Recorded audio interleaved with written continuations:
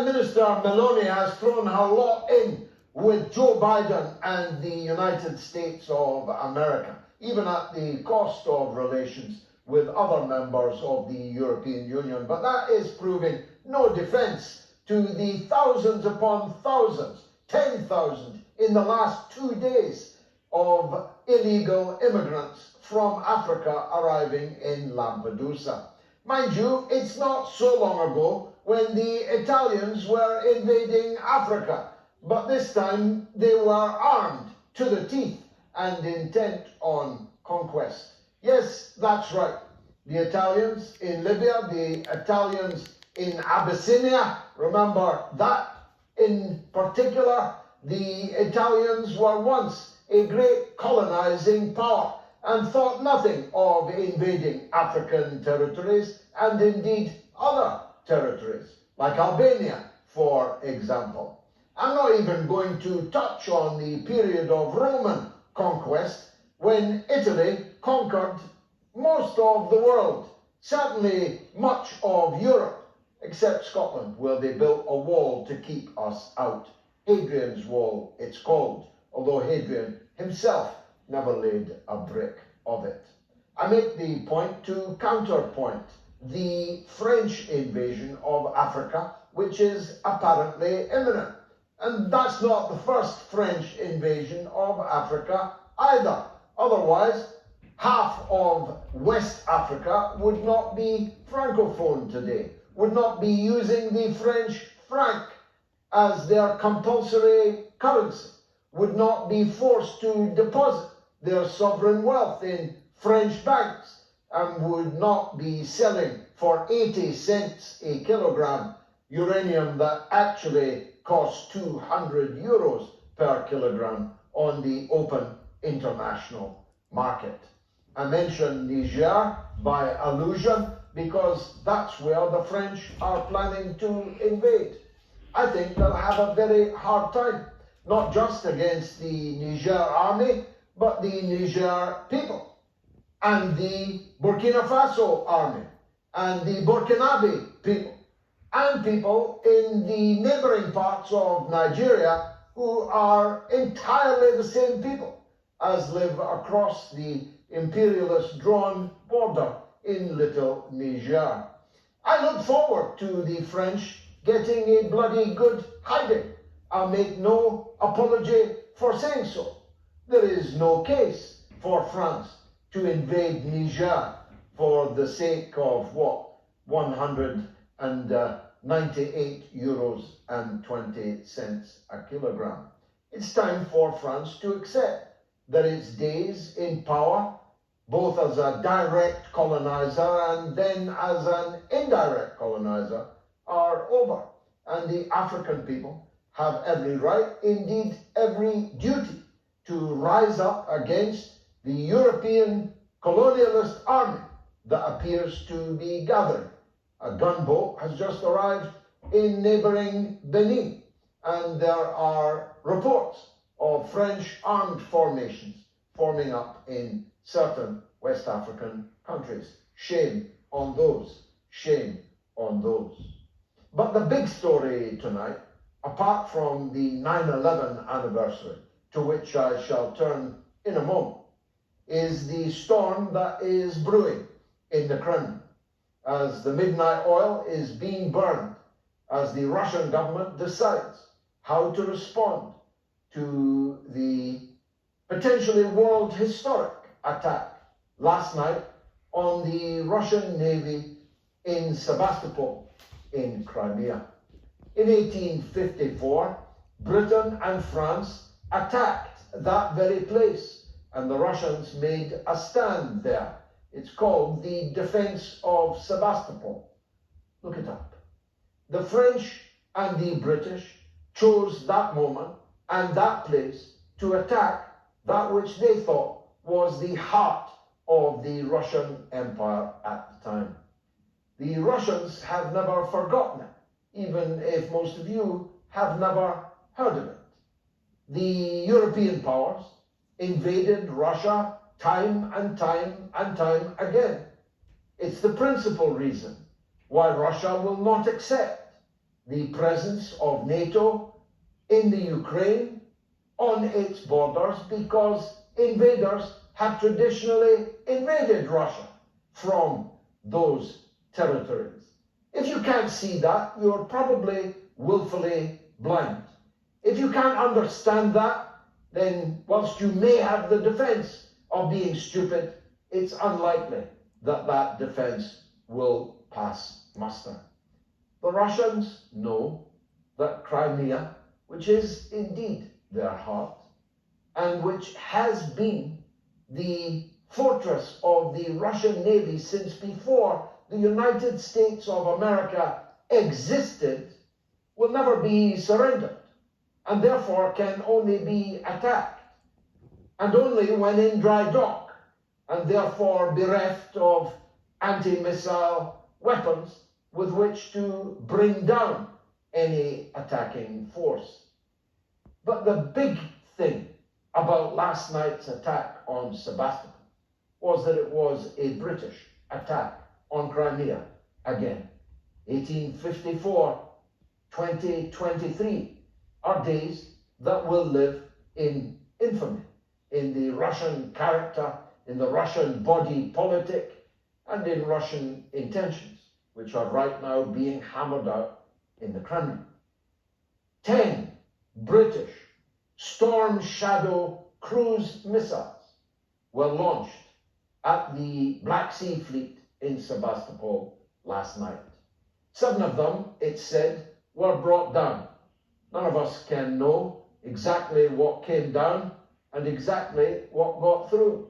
And it is indeed an embarrassment to Russia that 3 missiles at least hit their targets, hit a warship and hit a submarine, both of them in dry dock, and causing death and destruction and massive photogenic fires, which the Ukrainians have put to good use in their propaganda work today. But this was not a Ukrainian attack. These cruise missiles were given to Ukraine precisely for the purpose of attacking Crimea and other Russian territories. Long-range missiles that have to be carried by an aircraft from an airfield, which the British were undoubtedly involved in targeting and in maintaining. This British attack on Russia will not go unanswered if I'm any judge, and I may not be. But if I am any judge of the Russian character, and I have been close to Russia for more than 50 years of my life, I think I know them at least as well as Mr. James Cleverly in the British Foreign Office. It's my view that they will regard this as a direct act of war by Britain against Russia.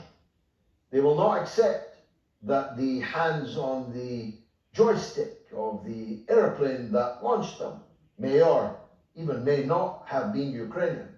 They will regard these missiles and the precision with which they were delivered as a British affair, as a British job. And tonight, right now, the Kremlin lights are still twinkling as decisions are made about how to respond. I take no pleasure in that, for I do not believe that the British government is acting with the best interests of the British people in mind. Neither were the British people consulted about this act of war. Even the British rubber stamp parliament was not consulted about it. Perhaps there was no need.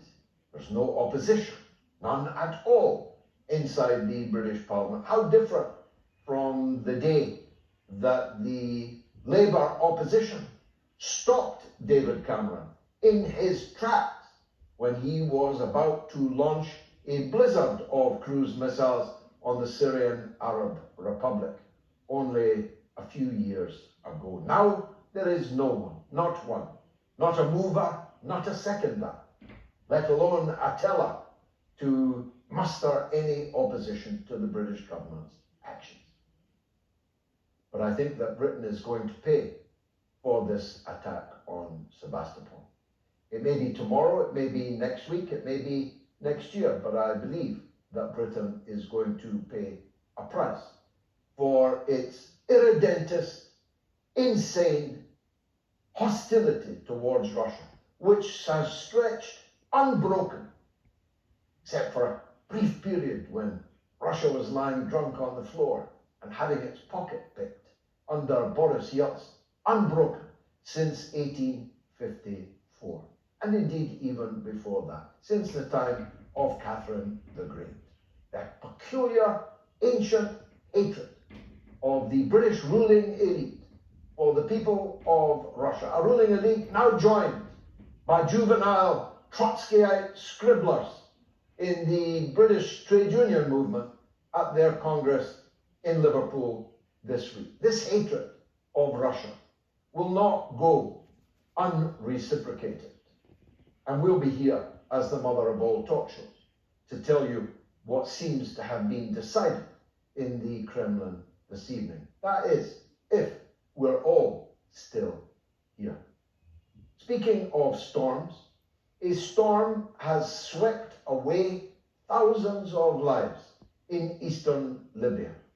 I mention it because there was a time, not that long ago, when our concern for the Libyan people was, well, overwhelming, so overwhelming that we had to invade Libya and destroy its government and blow its bloody doors off and murder its leader because we were so concerned about the poor people in Benghazi who were about to face an invasion from the west, from Tripoli, from the forces under Colonel Gaddafi. Do you remember Benghazi, actually, another auspicious anniversary when the American embassy was attacked and several of the American diplomats were murdered in cold blood, and Hillary Clinton didn't even pick up the phone because she'd left the embassy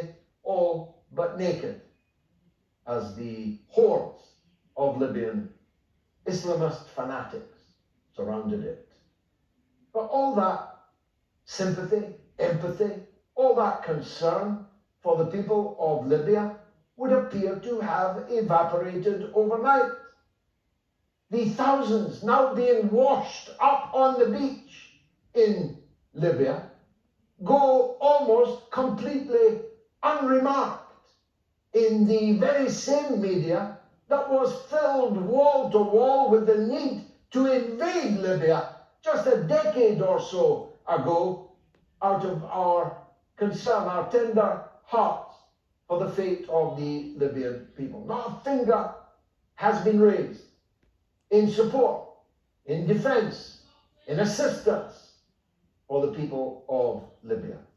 A very good example, because it's time that people realize that which is a huge elephant in the room, namely that our concern and the news agenda for one area after area, one people after people, one tyrant after tyrant, one new Hitler after new Hitler is entirely transitory, entirely self-serving, and entirely fleeting. When the moment comes that that people, that country, that cause célèbre has been deemed past its sell-by date, the wheeling and turning is done with the precision of the brigade of guards. No one even feels a clunk as they wheel away and onto a new item, a new issue in the news agenda. Why do I mention that? Well, let's take Mr. Juan Guaido. You've probably forgotten him.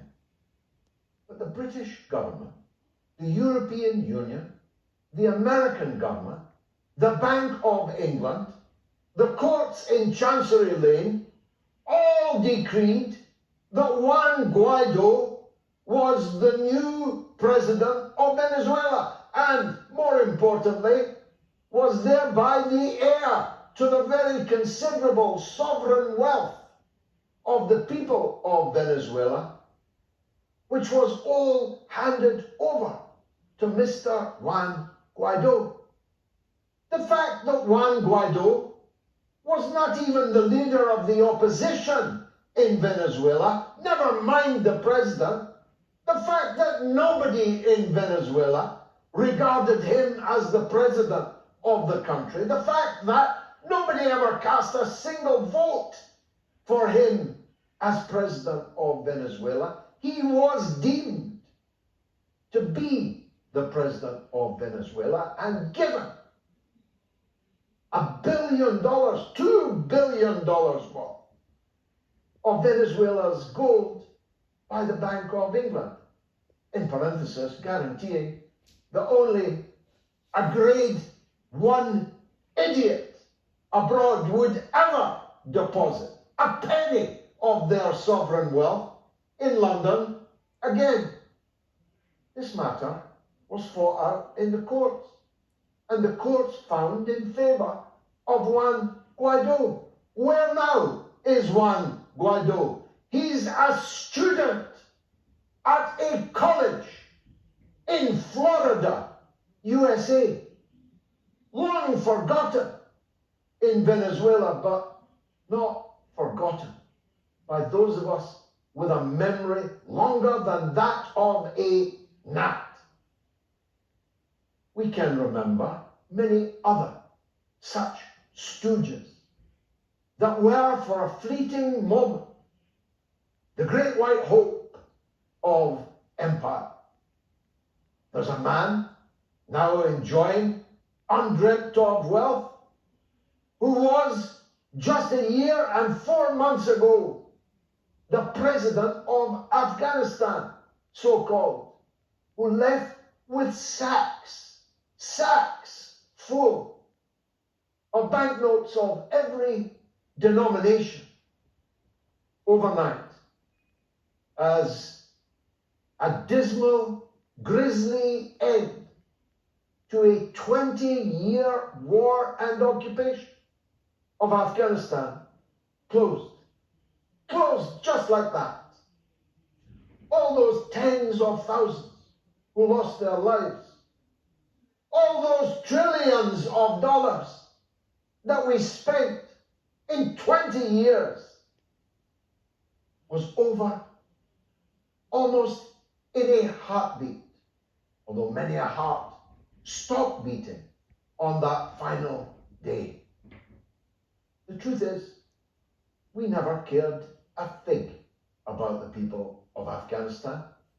We punished them twice. First, by supporting the fathers of the Taliban and Al-Qaeda and putting them into power in the first place, and then punished them all over again after 9/11. I'm going to talk about 9/11 tonight. Not the 9/11 1973, though that occupied me very greatly at the time, when American supplied jets with Americans in the Situation Room in the White House oversaw and coordinated the overthrow of the elected socialist Prime Minister Salvador Allende. May God rest his sweet soul. That's for another time. Tonight I want to remember the second 9/11. I want to remember the nearly 3,000 innocent Americans who lost their lives in the Twin Towers. I want to remember the hundreds of innocent passengers who boarded airliners only to discover that they were destined for a dreadful demise at the end of their journey. I want to remember the firefighters and the police officers and hundreds of sundry others, many of whom had no duty to do so at all, ran towards the flames, ran towards the disaster that they could see with their own eyes, even as the buildings crumbled and fell. These brave men and women plunged to their deaths trying to rescue others. I want to remember also all of the events that led up to this act of mass murder, terrorist mass murder on 9/11. And I want to call for a new inquiry to answer the unanswered questions which have grown and grown in proportion over these last 20 years. You see, not many people now believe the official narrative. There are more holes in it than a Swiss cheese. And those holes have got to be closed. And any presidential candidate who makes as their proposal in their platform to reopen the issues that have not gone away about 9/11 will certainly reap support at the ballot box from the millions of Americans who no longer believe that official narrative. It has soured faster than the narrative that said there was no conspiracy to kill President John F. Kennedy, whose anniversary we will also mark in November on the mother of all talk shows. Now, when I talk about holes, I'm not one of these who pretends they didn't see the airplanes strike the Twin Towers. I did. And I've since seen it from several different angles.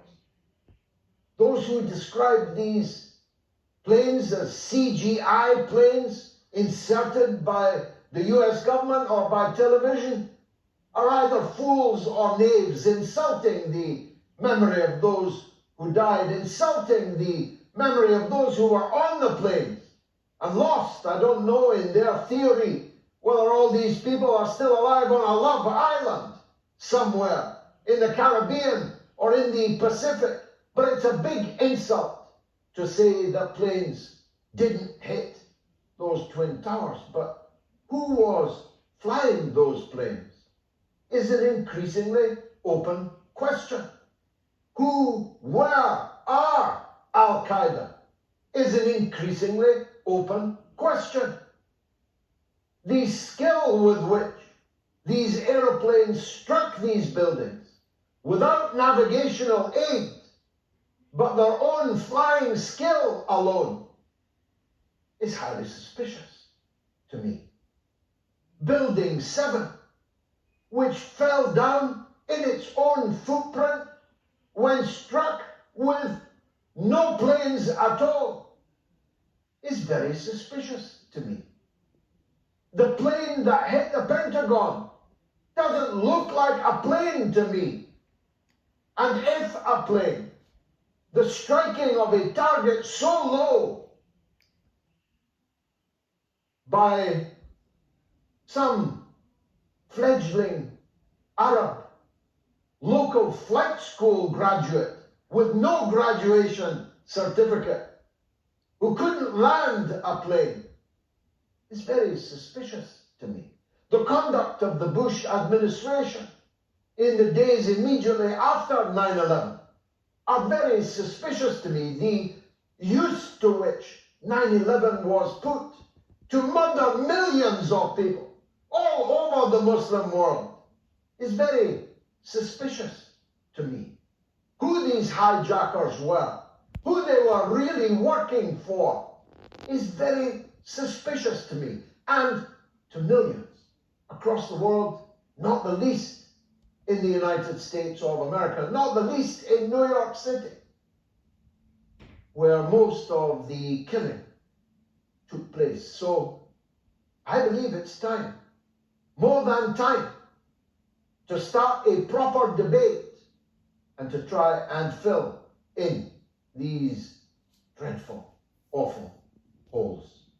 It's going to be a bumpy night. Fasten your seatbelts. It's the mother of all talk shows.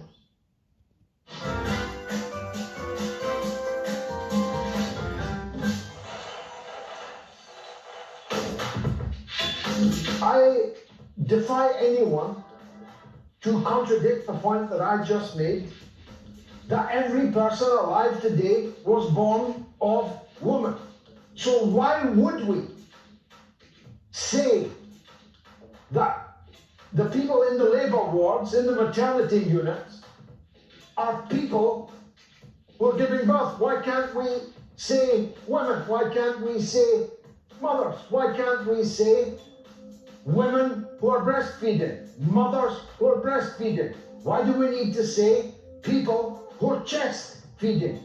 All of these words, and indeed all of the trend that you say you dissociate yourself from, of transgenderism, transmania, I call it, are all taking rights away from women.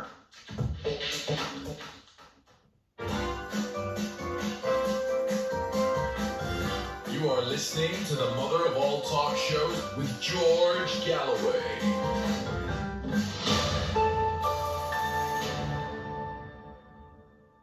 Now, the last time we asked this question in a poll, about 120 episodes ago, do you believe the official count of 9/11? Only 1,500 people voted.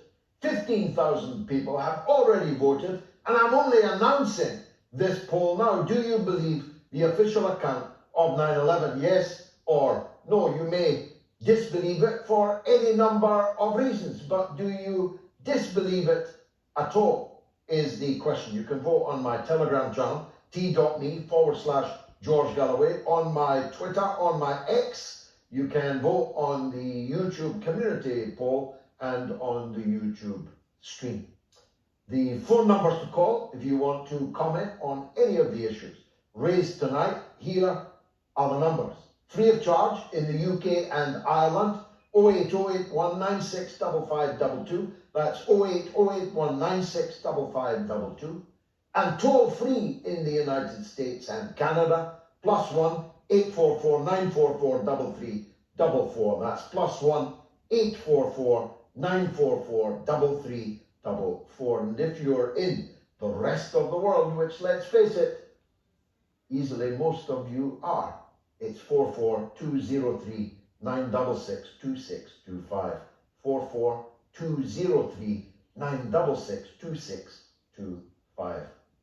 Now, my first guest is a former television colleague of mine, now mainly pounding away at her computer, producing one of the books of the year. I haven't yet read it, but people I respect have, and the number of grandees who've contributed the blurb to the covers is simply amazing. I had no idea that Anya Parampil had quite such reach, but she deserves it.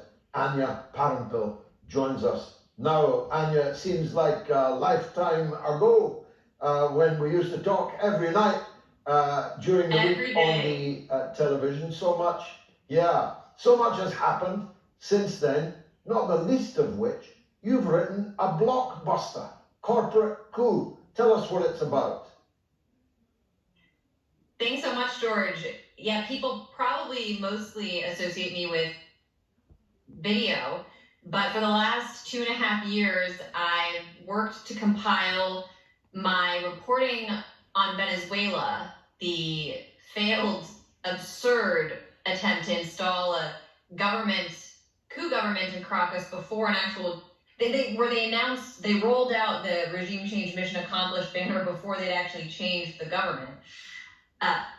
Beginning in 2019 with this recognition of Juan Guaido as president by the US and its allies.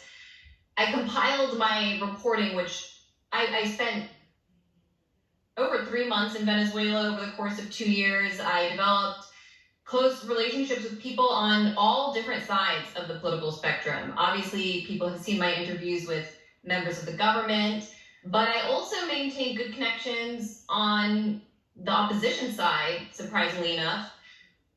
I also built relationships with people working in the U.S. financial sector, the international oil sector, and U.S. political side as well, to produce original investigative report that I think isn't just about Venezuela. It's about using the Venezuela case to understand modern U.S. hybrid regime change tactics, what they use, what the West uses to target so-called enemy countries that resist the Washington consensus when they can't use traditional military tactics. So that's the diplomatic assaults, unprecedented diplomatic assaults that the U.S. unleashed upon Venezuela, including seizing its embassy, sovereign embassy in Washington, D.C. The covert destabilization tactics the U.S. uses, for example, the failed mercenary invasion of Venezuela that took place in May of 2020, the propaganda and information war, which is key, as your viewers will know, understanding and dissecting how the mainstream media participates in, or how they participate in the overall program of regime change, basically act as foot soldiers for Washington and its allies, and putting forward a narrative that reinforces the Western line. And ultimately, and the economic sanctions as well. Financial terrorism being the number one, I think, tactic the U.S. has leaned on since it became less able to wage conventional warfare. What this book does is explain how that network works, illustrating it through Venezuela. For example, I show how sanctions systematically destroy the economy. And this is a playbook that then is again applied to, you can apply it to Iran, to Moscow, to even Kiev. Obviously, the Maidan coup is the same blueprint. Using USAID and these human rights organizations to really just further U.S. and Western financial and corporate interests in these foreign countries. So I tell that story, but ultimately where I end is that the West, this transatlantic nexus has gone too far. And what the book also focuses in